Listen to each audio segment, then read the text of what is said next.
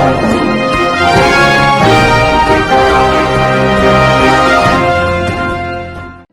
દર્શક મિત્રો, આપ જોઈ રહ્યા છો મુંબઈ તરંગ ન્યૂઝ. હું છું એન્કર અર્પિતા પટેલ. હવે જોઈએ અગત્યના સમાચાર.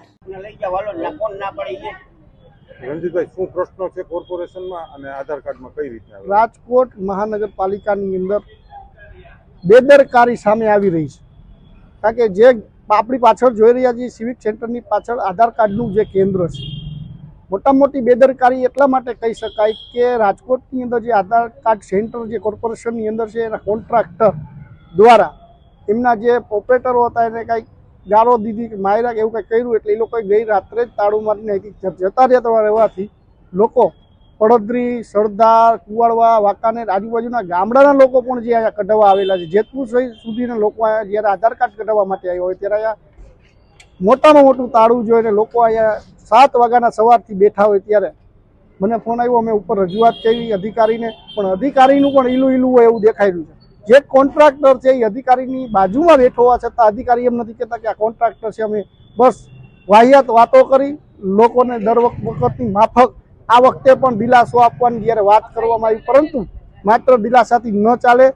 ગરીબ લોકોને જ્યારે અહીંયા તડકો, આ ધમધોક તડકાની અંદર લોકો બેઠા હોય ત્યારે તાત્કાલિક અસરથી ઓપરેટર હોય કે જે કોન્ટ્રાક્ટર સરખું કામ ન કરતો તો બ્લેક લિસ્ટ કરી બીજી એજન્સીને કામ દેવું જોઈએ, જેથી કરીને લોકો આવેલા હેરાન ન થવા જોઈએ. આપણે જોઈ રહ્યા છીએ ત્યારે 1.25 મણનું તારું માર્યું છે, લોકો રજડી રહ્યા છે. ત્યારે ઉચ્ચ કક્ષાએ રજૂઆત કરતા દિલાસો આપવામાં આવ્યો છે. કોન્ટ્રાક્ટરોને બોલાવ્યા છે અને ઓપરેટરોને બોલાવીને પણ સમાધાનની પ્રક્રિયા ચાલુ કરી અને જેમ બને એમ કરી અને આવતીકાલ સુધીમાં ચાલુ થાય એવી રજૂઆત કરતા અત્યારે લોકોને હાયા કરી દીધી છે. પરંતુ ક્યાંક ને ક્યાંક લોકોની જે ભાવનાઓ સાથે રમત થઈ રહી હોય એ રીતે હાયા કરી અને અત્યારે લોકો રોડ ઉપર બેઠા છે. આપ તડકામાં જોઈ શકો છો, નાના નાના બાળકોના પણ આધાર કાર્ડ કઢાવવાના એ લોકો પણ રજડે છે.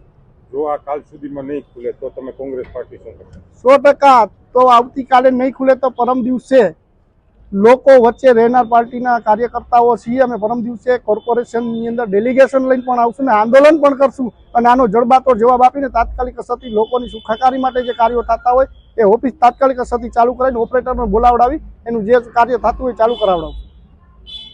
શું નામ પહેલા તમારું? આરતીબેન. ક્યાં ગામથી આવો છો? હળવાવડીથી. અને આધાર કાર્ડ માટે તમારે સવારેથી લઈને સવારે 7 વાગ્યાથી અહીંયા બેઠા છે, હજી કોઈ જવાબ નથી. પણ 3-4 દિવસથી ધક્કા ખાઈ, 4 દિવસથી આવી. શું કે છે અધિકારી? એ લોકો ના પાડે. એક દિવસ એમ કે ટોકન પૂરા થઈ ગયા, બીજે દિવસે એમ કે બંધ છે. અમારે શું કરવું? રોજ ત્યાંથી આવવાનું, રોજ ધંધા પાણી બધું બંધ કરીને અહીંયા આવીને બેસી બપોરે 1-1 વાગ્યા સુધી છોકરાઓને હેરાન કરી. 1-2 વાગ્યા સુધી બપોરે એની રિસેસ પડે. સવારે અત્યારે 11 વાગે તો એ લોકો ખોલે છે, તો અમારે કરવું કહીએ. આજે આ બંધ છે તો તમને સવારથી બંધ છે કે સવારનું બંધ જ છે? આજ સવારનું બંધ જ છે, ખુલ્લું જ નથી. કોઈ અધિકારીઓ કે એ લોકો અલગ અલગ જવાબ આપે છે. બંધ છે ને કોઈ એમ કે રજા છે ને કોઈ એમ કે હડતાલ ઉપર છે ને. અમારે શું સમજવું? કોઈ હરખો જવાબ જ નથી આપતા.